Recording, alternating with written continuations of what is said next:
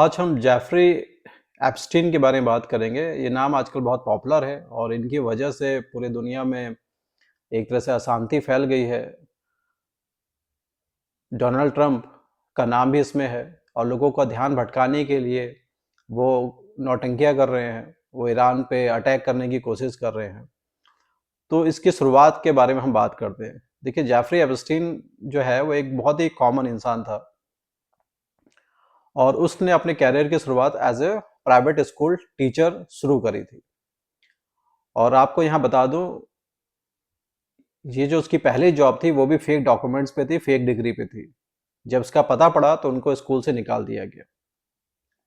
फिर उन्होंने banking sector में काम करा, फिर खुद का फाइनेंशियल इंस्टीट्यूशन डेवलप करा, कंसल्टिंग सर्विसेज। इनके हाई प्रोफाइल लोगों के साथ रिलेशंस अच्छे थे। और कॉस्मोपॉलिटन जो मैगजीन थी, उसने एक अपने इशू में जेफरी एप्स्टीन को बैचलर ऑफ द मंथ का टाइटल भी दिया। He was that popular. उनकी पब्लिक स्पीकिंग अच्छी थी, लोगों के साथ जल्दी घुल मिल जाते थे और इसी वजह से उन्होंने हाई प्रोफाइल लोगों के साथ अपनी फ्रेंडशिप कर ली।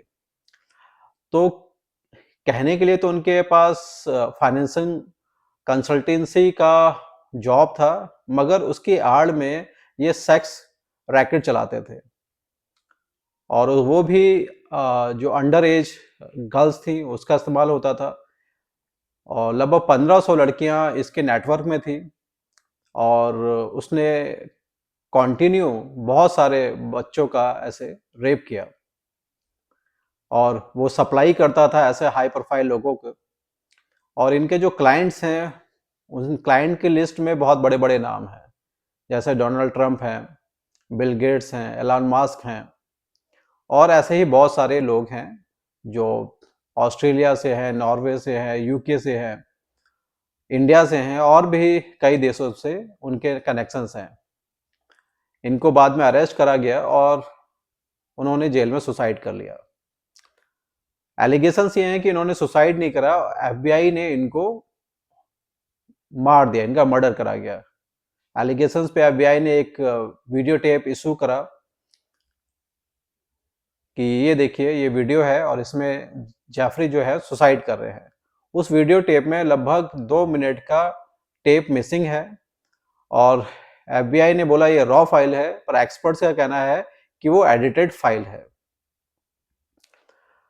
आज पूरे वर्ल्ड में जो अशांति फैली है उसकी एक बड़ी वजह जेफरी है, क्योंकि उनकी फाइल्स में डोनाल्ड ट्रंप का नाम है। अपने लोगों का ध्यान भटकाने के लिए वो कभी वेजुला पे अटैक कर रहे हैं, कभी ईरान को धमकी दे रहे हैं, कभी हाई टैरिफ लगा रहे हैं, कभी कुछ ना कुछ कर रहे हैं।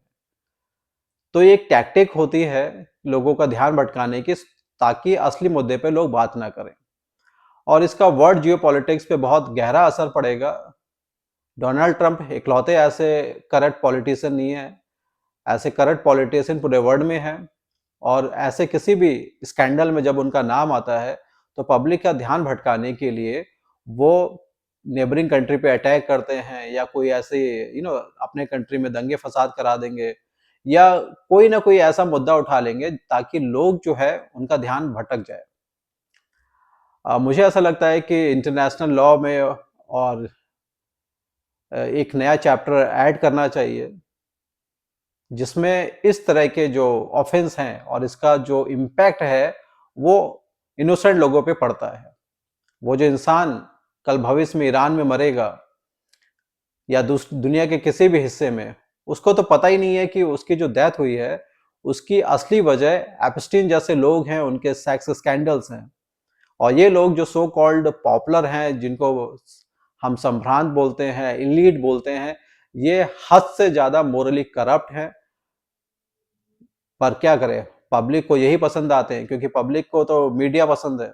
मीडिया में जिसका गुणगान किया जाता है, पब्लिक उसको वोट देती है विदाउट जजिंग देयर करेक्टर। ये गलती अमेरिका ने नहीं करी है। एक नया कैंपेन आजकल चल रहा है, all American are not the same. ऐसे कैंपेन की क्या जरूरत पड़ी कि अमेरिका के लोग खुद बोल रहे हैं कि सारे अमेरिकी एक जैसे नहीं हैं, मगर अमेरिका के संविधान में यह प्रावधान है कि राष्ट्रपति अगर चुन लिया गया है तो 4 साल तक वो रहेगा। एक्सेप्शनल कंडीशंस में ही उसको हटाया जा सकता है, अदरवाइज नहीं। और उसी का वो फायदा उठा रहे हैं। कहीं पे इस तरह के जो डिक्टेटर होते हैं, ऐसे अफ्रीकन कंट्रीज में हमने देखा, तो वो लोग क्या करते हैं, खुद को डिक्लेयर कर देते हैं कि जब तक वो हैं तब तक वहां के राष्ट्रपति और प्रधानमंत्री रहेंगे, कि उनको डर है कि अगर इलेक्शन हुए, अपोजिशन आया, उन पे केस चलेगा और उनको सजा के तौर पे मृत्युदंड मिलेगा। तो उससे बचने के लिए वो ड्रामे करते हैं, बट इस ड्रामे का असली खामियाजा जो है वो इनोसेंट लोगों को होता है। तो ट्रांसपेरेंसी बहुत इंपॉर्टेंट है और पब्लिक को अवेयर होने की जरूरत है। अगर ऐसा नहीं हुआ तो ऐसे इंसिडेंट और फ्यूचर में होंगे, जिसकी वजह से इनोसेंट लोग अपनी जान गंवाएंगे। इसमें आपकी क्या राय है, मुझे कमेंट करके बता सकते हैं। आज का मैसेज वो इतना ही। Thank you so much.